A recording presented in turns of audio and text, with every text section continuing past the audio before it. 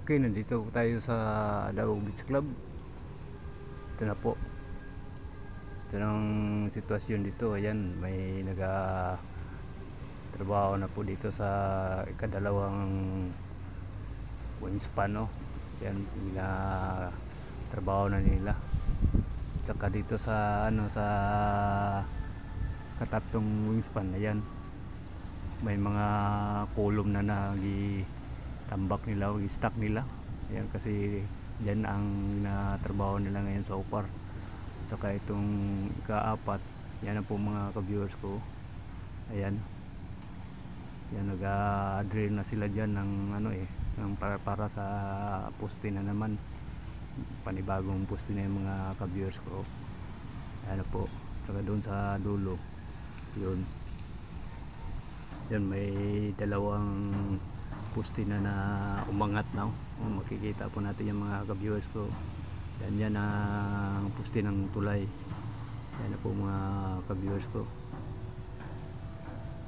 Maganda na yung trabaho nila. Medyo mataas na yung percentage ng trabaho ng mga Chinese workers at saka Filipino workers. Kasi ang trabaho dito day and night, nag-overtime sila dito mga ka-viewers ko. Everyday, kahit na Sunday, may trabaho dito. Walang upas ang trabaho dito. Mabilis ang trabaho. Yan mga ka-viewers ko. Yung isang araw, nagbuo sila doon sa dulo.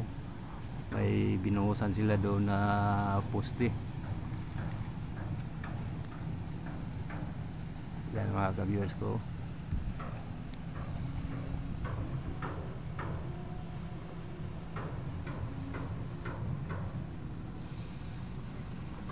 Okay, hanggang dito muna tayo mga ka-viewers ko. Sana nagustuhan ninyo ang video kong ito. Maraming salamat sa panonood nyo ng aking video.